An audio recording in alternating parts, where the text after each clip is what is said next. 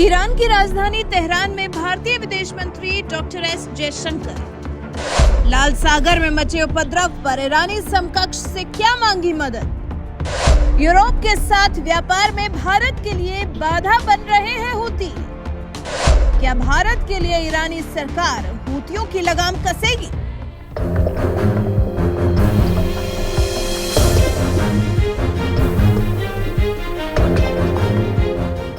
अपनी कही बात के एक एक शब्द की गारंटी लेने वाले विदेश मंत्री डॉक्टर एस जयशंकर अपने काम में माहिर माने जाते हैं। अपनी जुबान को ही जो अपना सबसे बड़ा हथियार मानते हैं, बस उसी से सब काम करवाना जानते हैं। कौन से देश के साथ कैसे पेश आना है, कौन से देश को क्या सबक सिखाना है, कौन से देश के साथ मधुर और कौन से देश के साथ कटु संबंध रखने हैं, इस सब पर विदेश मंत्री डॉक्टर एस जयशंकर का विजन एकदम क्लियर है। बात चाहे फिर वो किसी भी मुल्क की हो, मालदीव की हो, रूस की हो, अमेरिका, चीन, पाकिस्तान, कनाडा या फिर ईरान की ही क्यों ना हो, विदेश मंत्री एस जयशंकर हालात के हिसाब से खुद को ढालना और हर परिस्थिति से बेहतर कुछ निकाल पाने में पूरी तरह से सक्षम है। अब लाल सागर में हूतियों के हमले ही देख लीजिए। हालात ऐसे हैं कि लाल सागर जंग का मैदान बन गया है, और क्योंकि लाल सागर ही ऐसा मार्ग है जिसके जरिए भारत और यूरोप जुड़ते हैं, और उसी लाल सागर में क्योंकि हूती उपद्रव कर रहे हैं, तो इस पर विदेश मंत्री डॉक्टर एस जयशंकर को आपत्ति है। और ईरान की राजधानी तेहरान पहुंचकर अपने ईरानी समकक्ष से डॉक्टर जयशंकर ने इस बारे में ही बात की है। तेहरान पहुंचकर भारतीय विदेश मंत्री ने ईरानी विदेश मंत्री अमीर अब्दुल्लाहिन से हूतियों के भारत जा रहे जहाजों पर हमले के मुद्दे को उठाया। अभी हाल ही में भारत आ रहे कई जहाजों को हूतियों ने निशाना बनाया है।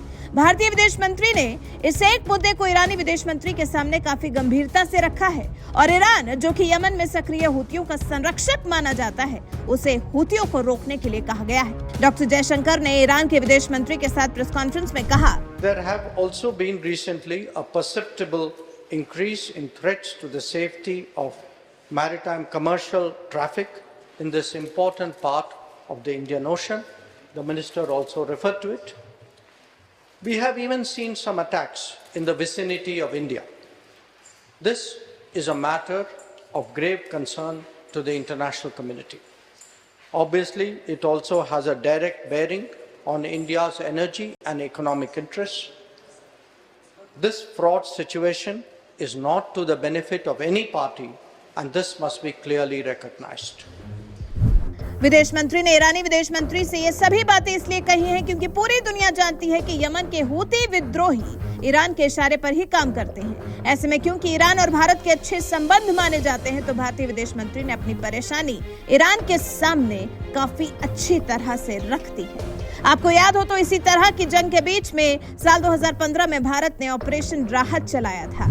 सऊदी अरब और यमन के हूतियों के बीच में तब भी लड़ाई शुरू हो गई थी, जिसकी वजह से भारत के करीब 5000 नागरिक यमन में फंस गए थे। इन नागरिकों को सुरक्षित निकालने के लिए भारत ने ऑपरेशन राहत शुरू किया था, और इस ऑपरेशन के तहत भारत ने 6710 लोगों को सुरक्षित यमन से निकाला था, जिसमें 4748 भारतीय थे और 1962 विदेशी नागरिक थे।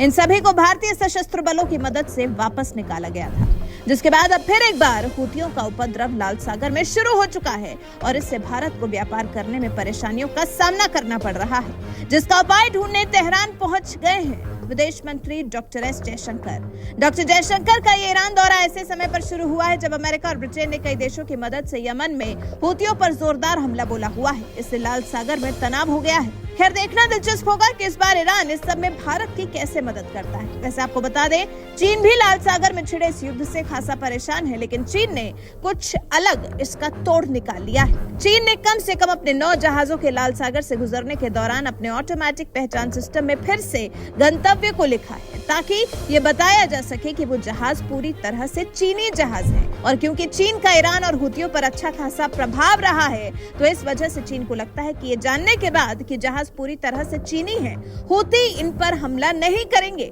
हालांकि ऐसा नहीं है, क्योंकि हूती चीनी जहाजों पर भी कई हमले कर चुके हैं। वैसे ये जो इस मामले में सीधा ईरान से मदद लेने की भारतीय विदेश मंत्री ने तरकीब निकाली है, जिस तरह से हूतियों को रोकने के लिए डॉक्टर जयशंकर ने अपने ईरानी समकक्ष से मदद मांगी है, आपको क्या लगता है? क्या इससे भारत की समस्या हल हो जाएगी? क्या सच में ईरान भारत के लिए हूतियों को रोकने में मदद करेगा? इस बारे में आपके विचार हमें कमेंट कर जरूर बताएं। साथ ही हमारे चैनल को सब्सक्राइब कर बेल आइकन दबाना बिल्कुल न भूलें।